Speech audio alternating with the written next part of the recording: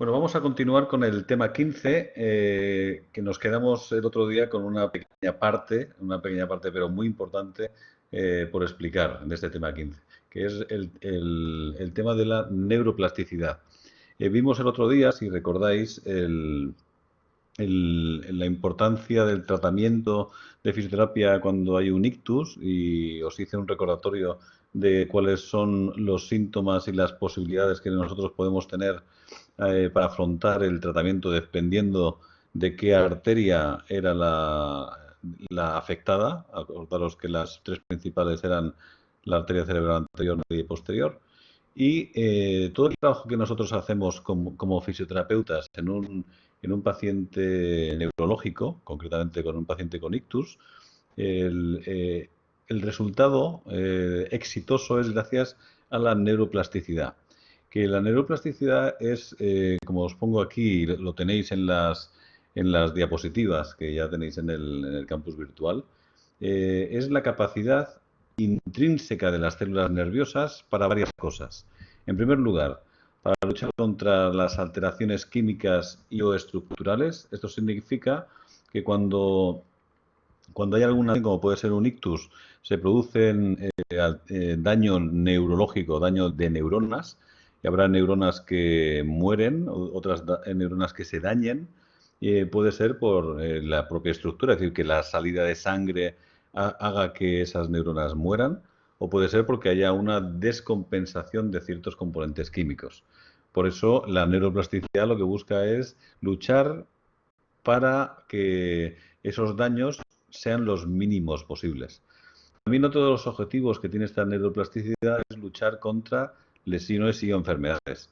Yo os lo he metido en el tema del ictus, pero la neuroplasticidad no es exclusiva después del ictus. La neuroplasticidad la tenemos todos y espero que la tengamos todos, ¿no? Porque será esa capacidad de adaptación de nuestras neuronas, por ejemplo, para el aprendizaje, para poder estar aprendiendo ahora mismo estos contenidos que a lo mejor nunca habíais oído. En tercer lugar, es modificar sus actividades si el entorno se modifica. Es importante esto, si el entorno se modifica. Si se modifica el entorno, tenemos la capacidad de modificar nuestra estructura neuronal. ¿Eso qué significa para nuestro trabajo como fisioterapeutas? Que modificando el entorno de nuestros pacientes, podemos estar hablando con el sistema nervioso, concretamente con las neuronas. Y eso es realmente apasionante, ¿no? Y dentro de los procesos de almacenamiento de informaciones, nosotros desde la periferia podemos estar mejorando el almacenamiento de, por ejemplo, las capacidades para hacer un movimiento, para sentir a través de las vías sensitivas.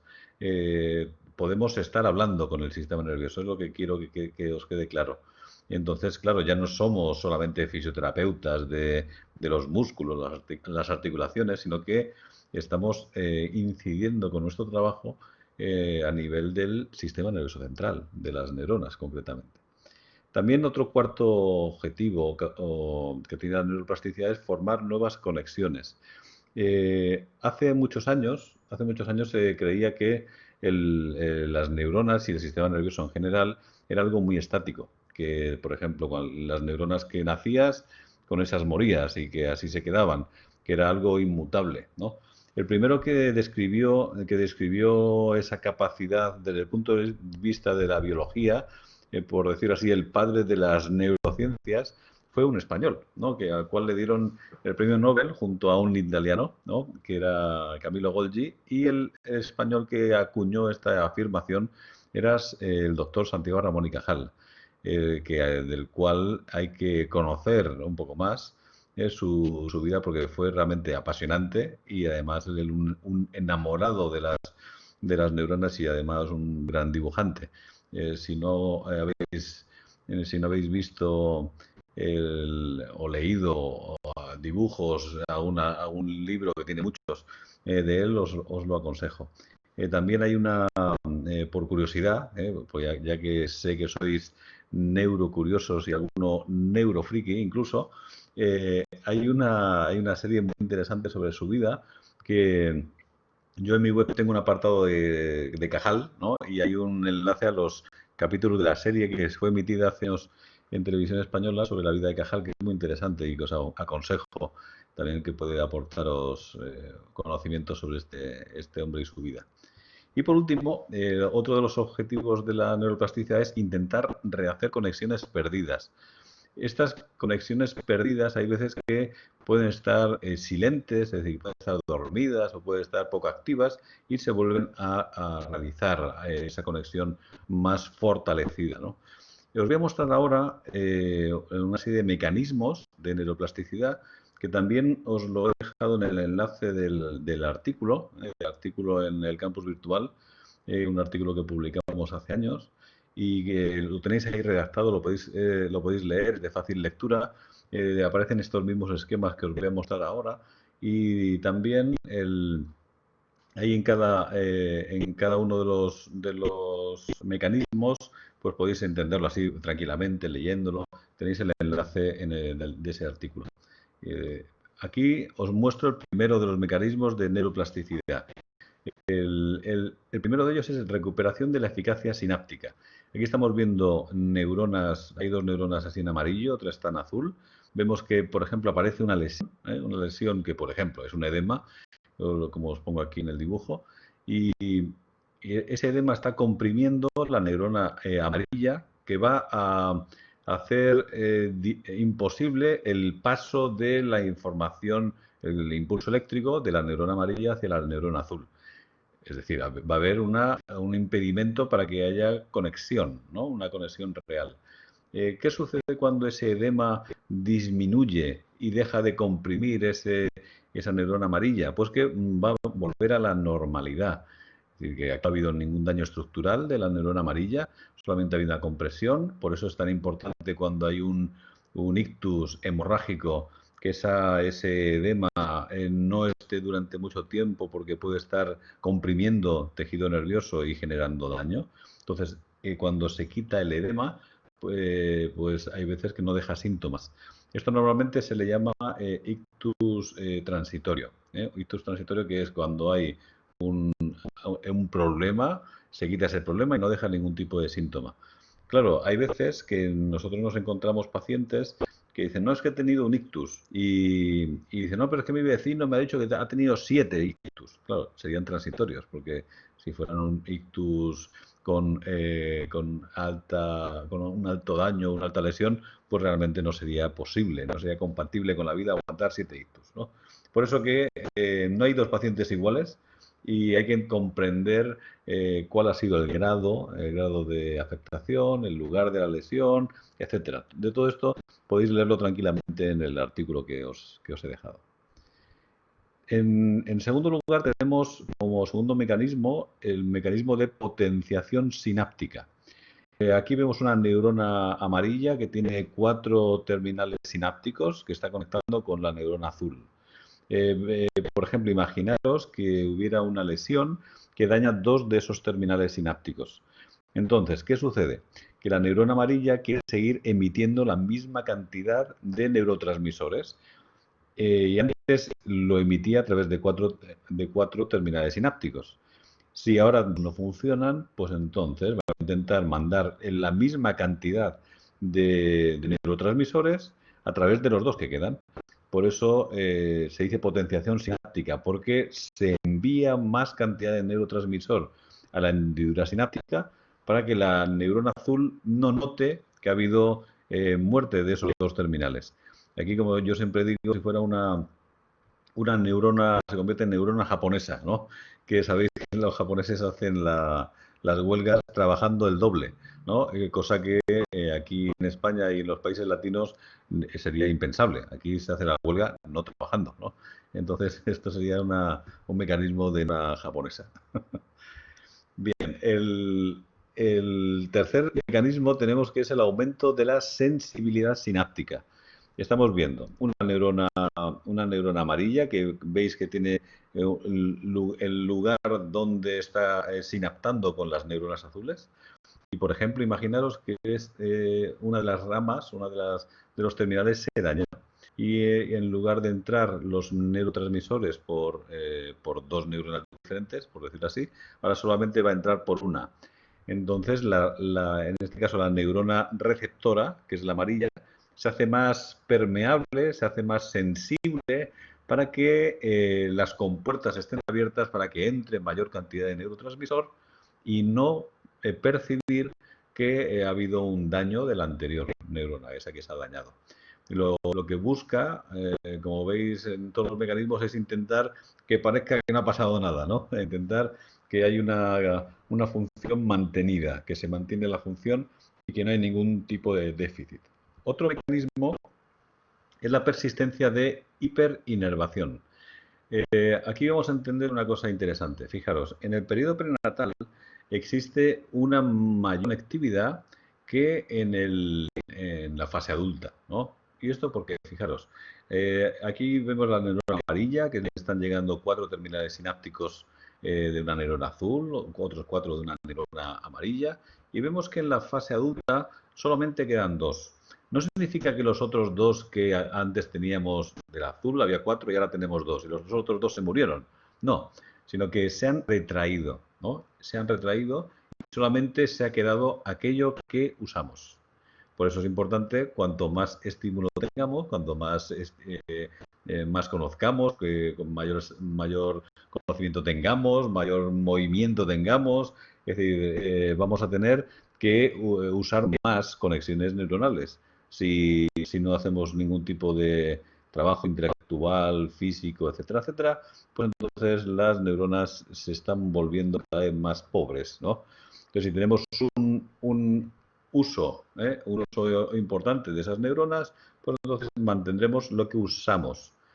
¿Cuál es la cuestión? Que en más o menos de la adolescencia, más o menos por aquí, por esa edad, pues tenemos que ahí se produce la llamada poda sináptica. La poda sináptica es esa retracción de los terminales sinápticos que no estamos usando. Por eso nos quedamos con lo que usamos, ¿no? Nos quedamos con lo que usamos. El sistema nervioso central, ¿no? Y las neuronas en particular, sabemos que son muy económicas, es decir, que solamente usan aquello, mantienen aquello que usan, ¿no? Solamente mantienen lo que usan. Y aquí vemos que si hay una lesión, imaginaros que hay una lesión que dañara la neurona azul, pues lo que hace este mecanismo de resistencia de hiperinervación es que los terminales que estaban retraídos de la neurona amarilla vuelven a salir para conectarse con la otra neurona y que no se note que ha habido una lesión o que ha habido un daño. Este es otro de los mecanismos que suceden para intentar compensar el posible daño y que no se quede la neurona amarilla receptora recibiendo menos, ¿no? Entonces, es otro mecanismo que es interesante. Vemos este otro mecanismo que se llama reclutamiento de sinapsis silentes. Las sinapsis silentes son unas neuronas que, imaginaros esa neurona amarilla que vemos ahí, que está en las playas de Hawái, ¿no? En las playas de Hawái viendo el sol y descansando sin tener una actividad marcada. ¿Qué sucede si, por ejemplo, esa neurona azul se ha quedado sola? Se ha quedado sola porque alrededor que están conectadas con ella, pues se han visto, se han dañado y ya se ha quedado sola. Pues lo que va a hacer es mandarle un WhatsApp, ¿no? Un WhatsApp neurológico a esa neurona siguiente y va a decirle, por favor, ¿podrías conectarte conmigo y mantener un contacto más cercano? Te vienes de Hawái y podemos conectarnos. Entonces, emite una serie de sustancias, claro, no le manda un WhatsApp, le envía una serie de sustancias que provocan que atraiga sus terminales sinápticos. Aquí, claro, tiene que darse una serie de circunstancias, es decir, tienen que ser neuronas que sean parecidas, ¿no? No puede ser una neurona de la corteza occipital que se vaya hasta el lóbulo frontal, no, tienen que ser próximas. Tienen que ser con las mismas características. Tiene que ser, si es una neurona visual, tiene que ser neurona visual. Como decía mi amigo Nelson Anunciato, con el que escribí el artículo que os he dejado, decía que las neuronas para que suceda esto tienen que tener el mismo perfume, ¿no? El mismo es neuropoético, ¿no? El que tiene que ser con las mismas características para que se puedan unir. Y después tenemos también otro mecanismo que es el brote regenerativo. Imaginamos, aquí tenemos dos neuronas amarillas, dos neuronas azules, y vemos que hay una lesión en esa neurona azul.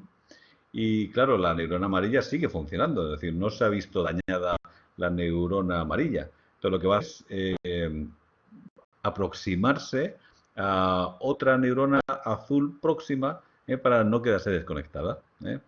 Intenta conectarse con aquella que también tenga las mismas características para intentar que esa neurona que está bien, que no está dañada, no pierda esa conectividad.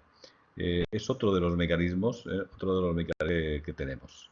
Y el brote colateral, que es algo parecido, a lo que os acabo de explicar, pero en este caso no se daña la neurona azul, ¿no? Sino que vamos a ver que la lesión se produce en una de las neuronas amarillas.